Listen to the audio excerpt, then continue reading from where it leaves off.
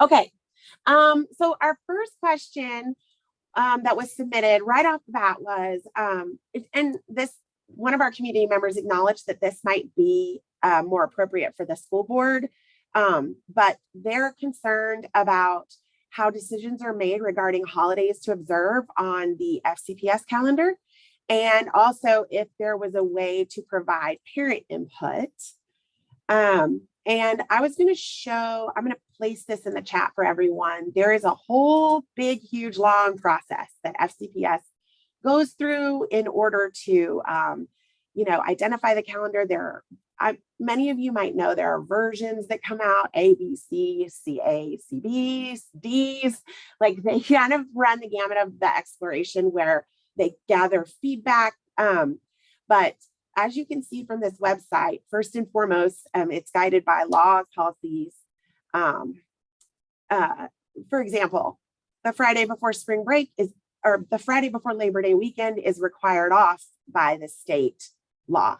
So the state has laws around celebrations and days off school. The Virginia Department of Education has laws. And then they consider the superintendent's priorities and thoughts, and then they listen to the school board members. And, school administrator, they gather a group of school administrators, schools.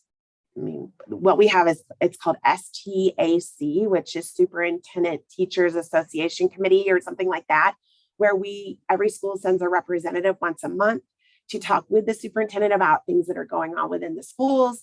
I think they discuss calendar options there. So they gather feedback from all parties involved. And then at some point, parents get one, maybe even 2 or 3 different surveys. So if you have a strong feeling about the calendar, or, I actually was noticing for my own children, we have a lot of days, students have a lot of days off this year, spread out periodically. All of that, is something that was voted on and vetted through parent communities. And actually, pretty cool. Last year, the middle schoolers and high schools students were able to vote. So they got as a student body, it went out to their email accounts, their FCPS schools accounts. So they're gathering all the input to try to make the best decision while keeping in mind that we're required to have, a number of instructional hours, those sorts of things. The second question we got, which was phenomenal, was what security processes and resources are being implemented to address domestic terrorism or acts of violence at school. And I think that's specifically geared, towards, school shootings and those sorts of things that come up. However, I am going to put in the chat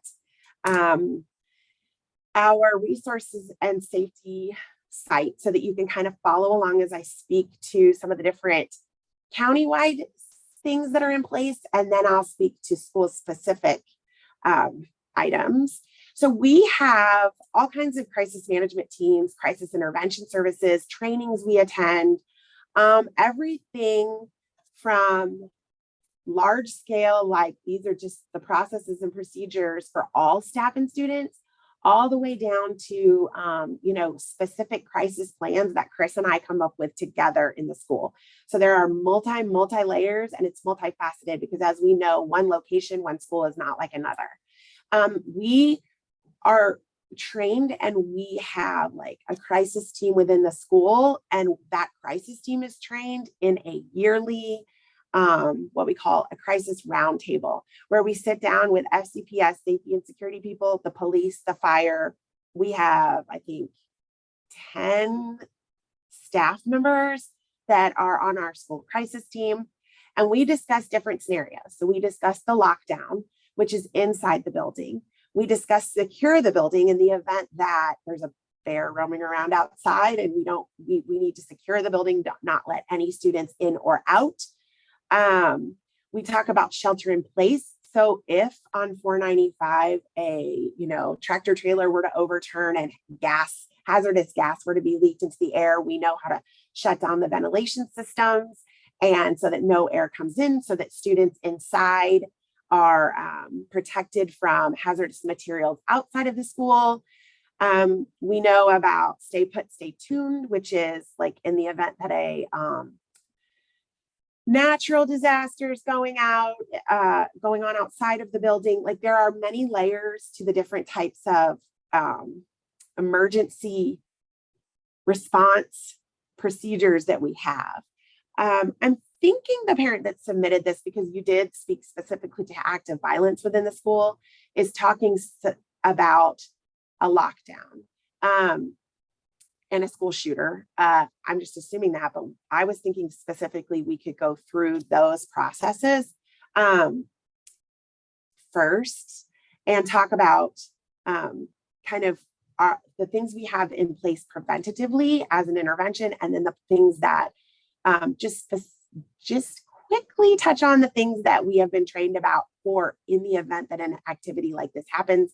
And I can't go into specifics because it's really not smart for me to share all of that information about where students are transported and located and all that, because all of that there's a reason why it's all, carefully choreographed and programmed.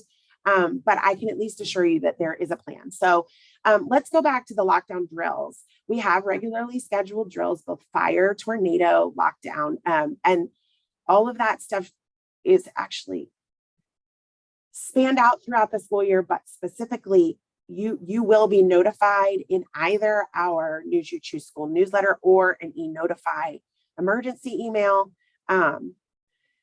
We have regularly scheduled drills so that hopefully, we know that the teachers are trained, and each classroom has a crisis manual hanging on the door, and each classroom has a map with the most direct route out of the building. And then a secondary route also mapped out. So the teachers are required to know all of those things. So we use those guidelines and those things during drills. We try to span the drills out throughout the day so that in the event that a child's at lunch, they're practiced if there's a fire while they're at lunch, they practice where to go. We don't always notify everyone beforehand, just simply because that's not going to happen in a real fire, right? I mean, we do in the beginning of the year, but not at the end. We kind of try to catch people off guard, so kids that are in the bathroom know what to do, those sorts of things. All of our doors are to remain locked throughout the building from the outside, and our custodians do 3 regular check rounds. Also, Chris, in the morning when he gets here early, he arrives at about between 6 and 6:30, walks the building to ensure that everything is safe, and he kind of makes a check, turns on the lights, walks around. There is a school alarm system and lock code that immediately alerts anyone if we come in and within the first couple of seconds of entering the building, we don't put in our code to turn it off. So, and when that is tripped, which it does get tripped accidentally, safety and security comes out immediately. They call me on the phone, even if it's in the middle of the night, those sorts of things. We teach our students about being vigilant. We have pretty specific protocols and discussions per grade level that are approved by FCPS about how to talk to children about these things. And each of our teachers is trained and they understand the developmental level of students. So like our first grade teachers aren't going to scare the students, but they're going to know how to address if there's some type of an intrusion within the school and they get scared. We talk about it in the morning during morning meeting. So the kids just as you would speak with your kids about not speaking to strangers and not taking candy from others and those sorts of things, we speak to the students about what to do if there were an intruder. We have 2-way radios throughout the school and at recess. So when teachers go out to recess, there's 2 always located outside. So if a teacher sees something suspicious, like I think yesterday there was a dog roaming, they radio in, we go out immediately. Anything from a suspicious person walking around the track during recess, to a dog, to, anyone suspicious walking around outside that we might need to lock down or shut down the building for.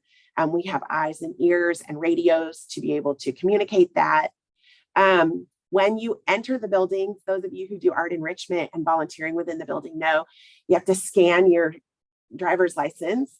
So that's a registry that alerts us if for whatever reason the license comes up and shows like any type of sex offenders, any type of those sorts of thing. I get an email when it's scanned in the front office. Also, before we release any child to any parent, we will ask to check your ID, which can be a little annoying and cumbersome when we all know that who you are and we know your sixth grader isn't going to go, I mean, it gets to be a lot, but the office assistants are instructed to alert. And we have had a few frustrated parents because we do not let students go, even if the child is old enough to say, that's my grandpa, unless the child is the grandpa is listed on the emergency care form, we will not be able to release the child to anyone without your approval.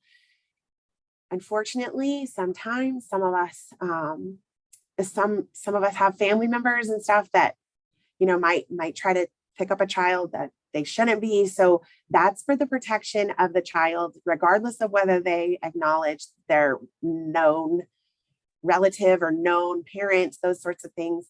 What I would always encourage you to do is, we'll call you, we're not unreasonable, but what I would always encourage you to do is send an email to the change of transportation form, which is open, even though the actual change of transportation doesn't start till October the 4th. But I would always encourage you to do that, or hop on the Parent View and SIS account, and you can always change emergency contacts right there, online. So it's very easy for you. I know we're all busy and it's not easy, but you're able to update it in real time. That's what I've got off the top of my head. Are there any specific questions? I'm happy to open it up to discuss safety. I don't want to get too in the weeds because we do have other questions, but I'm happy, we're an open book.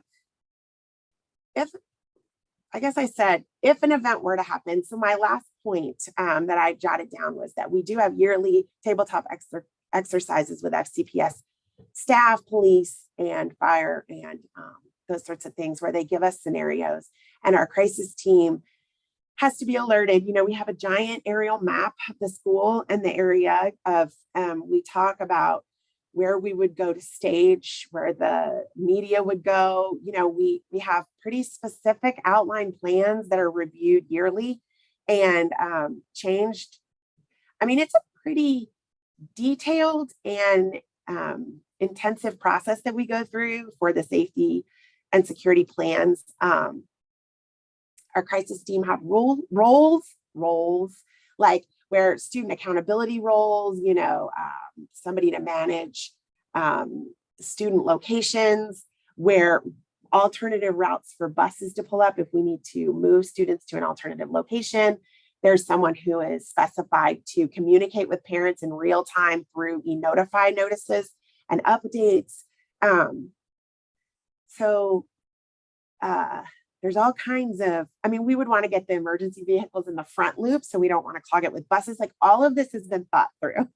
So we have a really detailed and comprehensive plan, and there's a good amount of us that are there and trained on how to deal with it, so that if one of us were absent or were to be in shock and fall through, we've got it all and we've got it in writing. And it's been communicated to the fire department across the street and all of those things. So, I feel safe to send my kids to Fairfax County Public Schools just because of knowing what goes on behind the scenes, but I understand you guys don't know all of that. So, do you have any questions that I'm not addressing safety-wise at this point? I wish I could show you where everything would go and tell you more, because it is a pretty comprehensive process, but there's only so much I'm able to share. We do have, for our students who are disabled, for our students who are, and maybe, to be honest, even if your child breaks their ankle, they go on a list and, they're carefully monitored, and we have plans for them if there were to be a lower level fire and they're in the upper floor, like very detailed, very thought out plans. So That's about all I've got at this point. But if you think of anything else, feel free to give me a call. I'm always available to speak to it. We want you to feel comfortable because we do a lot. All right, the next question. Oh, at the playground. Yeah. One in the chat, someone asked, how can school protect kids during playtime at the playground? The best that we can do is the two-way radio, at this point. We use our community a lot. I don't know, for those of you, I don't know if your students came home and told you, but there was a fun little black bear hanging out around across the street, eating out of some garbage cans over there.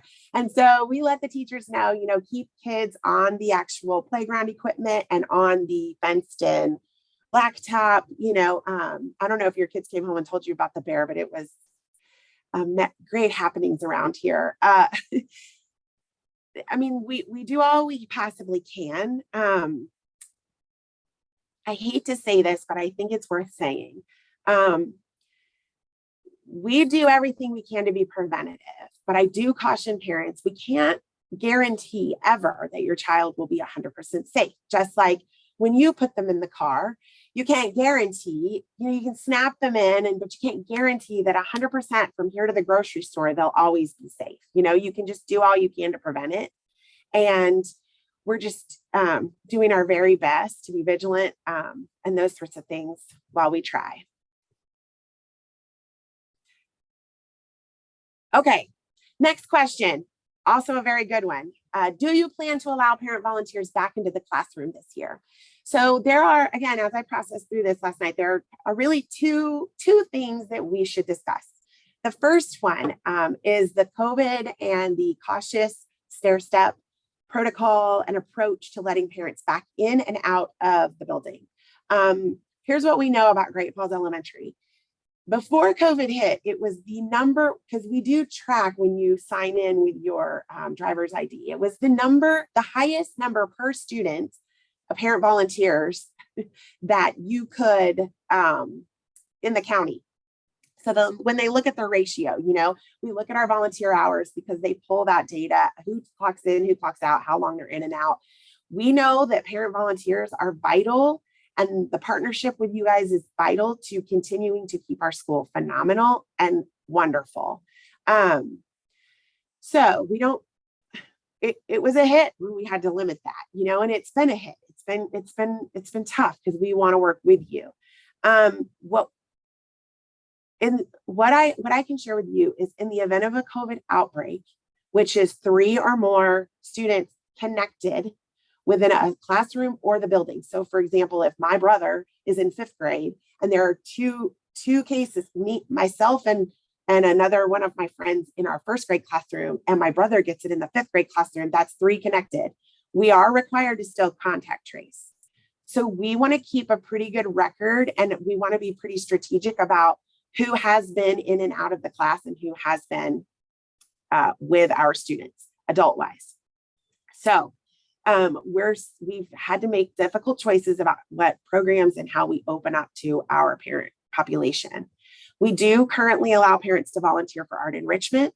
We're going to allow parents to volunteer for class parties, field trips, PTA events like book fair and those sorts of things that might happen throughout the day, and or events that might happen at night. Teacher Appreciation Week, we had a lot of parents in volunteering last May. We appreciate parent support, and we know that we need you in order to support your child's education. The other lesson learned from COVID is that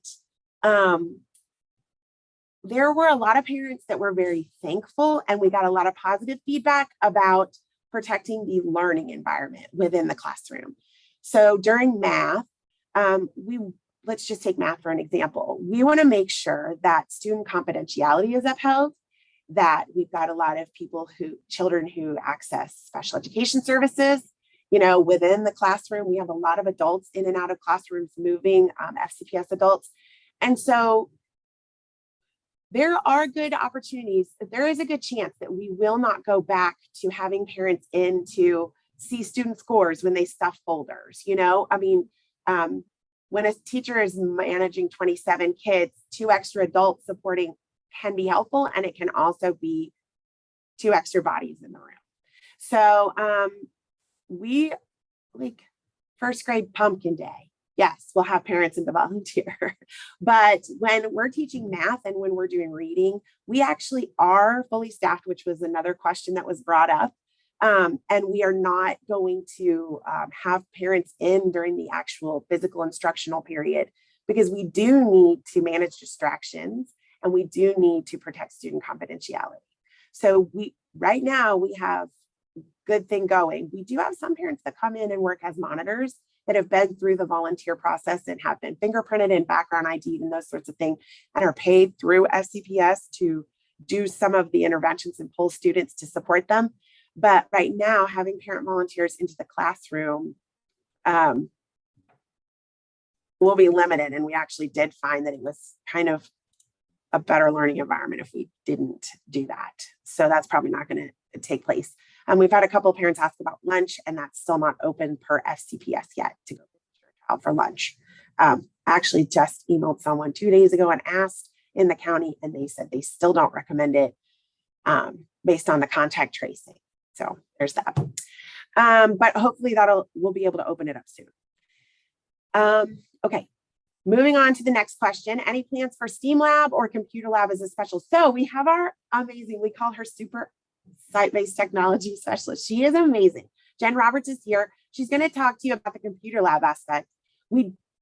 Here's the hard part about the STEAM. Yes, we have a lovely STEAM lab. We have a full classroom down in the 2nd grade pod. I mean, many of you know your child accessed it last year.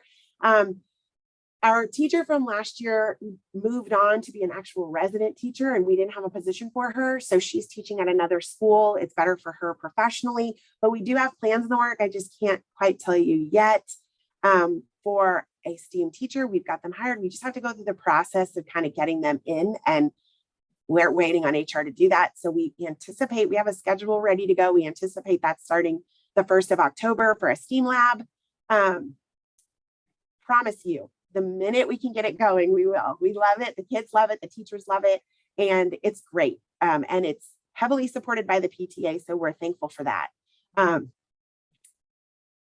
As far as computer lab being a special, do you want to address that, Jen?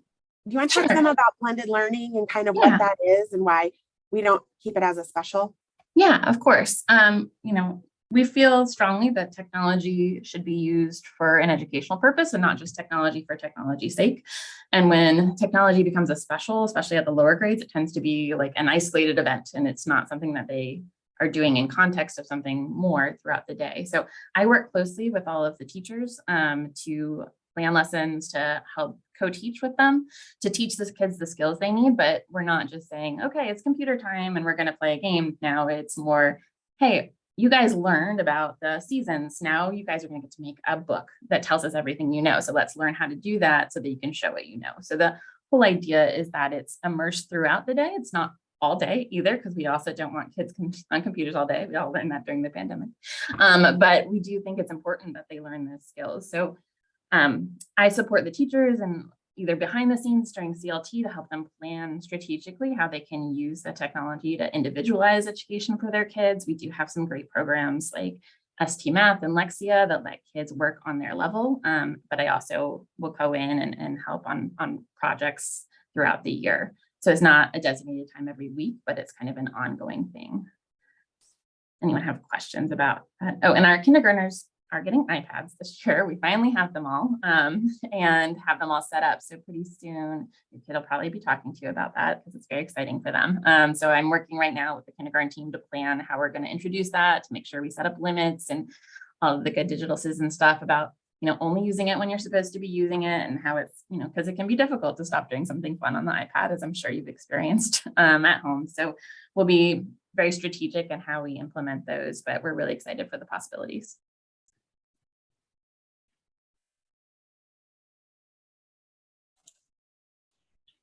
Anybody have any other questions about STEAM or the computer lab? Basically, we don't have it on a rotating schedule, but Jen goes into classrooms all the time to do lessons with the kids. And it's nice to have the teachers there. The teachers do stay for our STEAM lab as well, so that they can integrate the science and math curriculum with the STEAM lab and also with the STEAM teacher. So if it's all very laid out. I put an FCPS STEAM information link in the chat if you want to look further. But also, we don't, I don't want to say we follow the curriculum, the FCPS STEAM curriculum, but also our STEAM teacher, as you know, from last year, and also the one from this year, our STEAM program, I guess, and my guidance towards the STEAM teachers is, collaborate with the grade level teachers and work to enhance and enrich their current curriculum. So I think that we're going to differentiate for them and take them as far and as much as we can to give them the coding and all of those different things that they might need when they grow up for their future jobs and their world.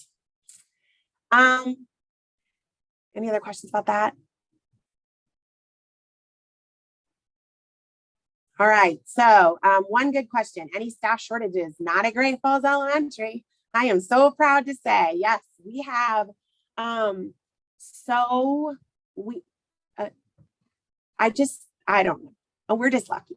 We have a great staff. We have people love to work here. People come and interview and stay. We were laughing the other day. One of my coworkers was talking to me about how many people have turned Great Falls Elementary down when they've been offered a job. And I was like, maybe in the 7 or 8 years I've been there, 4, that's it. It's people want to work here. And we're very fortunate. We're very fortunate that we're staffed. This year, the county gave us 4 additional positions called monitors, which is what I alluded to in the past, a couple questions above, where our monitors come in and support students and continue their learning while our teachers might meet to have data discussions, those sorts of things that would drive their instruction or do professional development. The monitors, we have, Dr. Litz did this. We have a lot of monitors. We only got 4 positions, but we were able to get some part-timers. So I think we have 6 or 7 monitors, which is phenomenal. And they come in, they pull small groups. If there's needed, they're trained. We can train them on different programming. I really feel like we are solid, and we are, for the first time in probably 3 full years after COVID, we are solid, and we are able to look at students by name and need and give them what they need. We do try to use data to drive those needs. So if you email about your child having a reading concern, we look into it. We try to gather data. We try to figure out where their holes might be, and then support that with data and intervention to get them back on track. We're in a really good spot with our staffing, and more people make it better. And that a lot of that is thanks to the PTA and your guys' support. You're able to buy things like paper clips and Post-its so that we are able to buy people, which helps us. It helps us tremendously, and we really appreciate it. The last question we have on here is, the bus situation is terrible, which really isn't a question, but it is a comment. And I would love any feedback you have. We've implemented the way you can log on to kind of see. I've shared that with a few of the neighboring schools, and I think they're starting to implement it as well. You can kind of log on from your desk to see the location. From our end, it's better than it has been. We appreciate you guys putting your students on the bus. I don't know specifically to what the terrible part you're referring to, but from the actual logistical standpoint, it's better than it has been, and it's kind of flowing more freely. Less kiss and ride, which we appreciate, more bus riders, which is always good. And we do have a very, very large, I don't want to say the largest, but I think my bus transportation supervisor was talking to me the other day and said the second largest area to span in the whole county where we have to drive. So our drivers drive further than anyone else. So it does end up being long and it can end up being tedious, and we understand that for your students. But at this point, we are, yeah, there you go. Jen put in the chat, the dismissal slide, if you ever want to or need to log on to see the location of our buses and kind of where they are. Unfortunately, we're not able to do the morning. We don't know where they are in the morning, but we can definitely let you know when they leave the school in the afternoon. So we're doing our best, and we're always happy to talk you through any sort of specific situation you might have. That's the end of the question. Do you have any questions for me? What might you wonder, or anything additional that you might want to follow up on that I said? It's a great turnout. 26 people for a PTA meeting is pretty awesome. It's nice. So I actually I realized I was remiss. We have a lot of the executive board on, and I wanted to just circle back and give them a shout out, since I appreciate them getting on here and showing their smiling faces. So, so her description says Mrs. Morello. That's Allison Morello. She is our vice president of school spirit. So fall festival, movie night, all of our fun events like that. She's the gal. So thanks for being here. Then we have Lauren Vogel, who is the vice president of programs. So like art enrichment. I mean, that's the big one.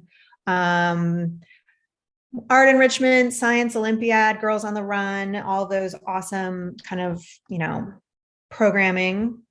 Who else do we have? We have Sid DeGars on here, our intrepid treasurer. We would not be able to do so many things without Sid. Unsung hero of the PTA. And then we have Mohan Krishnakumar, who is our vice president of fundraising, beating the bushes out there in the community, getting us lots and lots of corporate sponsors. And then I don't know if Sarah Killian's on. I see Sarah's iPad, so I'm just it might be Sarah Killian. She is our recording secretary. It could be a different Sarah. So anyway, Sarah Killian is our recording secretary. So if that's you, Sarah, hi. If it's not you, Sarah Killian is our recording secretary. So anyway, we have an awesome, very enthusiastic board. And if you have any needs, we're all here to answer questions, etc. So I just wanted to give them a shout out. Awesome. And I think we should all also, I'd like to give a shout out to Tracy, who was texting with me last night, like how late, 10 o'clock, I think, maybe going through these questions and planning the link and everything we're going to do. So she's working very, very hard to support us. And we appreciate all that all of you are doing, but also she's doing as our little lead PTA president. Thanks. So I don't have anything else. Tracy, do you have anything else? No, I think that's it. Shout out to the mom I saw who joined while we were on the call. You know who you are. Thanks. Keep joining, keep donating. We really need your support, and we appreciate you and your support. We have an amazing school community here, as I think our lack of staff shortages really does speak to how wonderful our community is. We are all so lucky. So, thank you all for coming today, and we look forward to seeing you. I guess we'll see you at movie night, actually, before our next meeting. And a hot tip for those of you on this meeting: if you're planning to come to movie night, it's going to sell out. So if you have not purchased your tickets, you should get on that, because I can tell you it is going to sell out. So buy your tickets. Thanks, guys. It was so good to see you. We appreciate your attendance. Have a good one.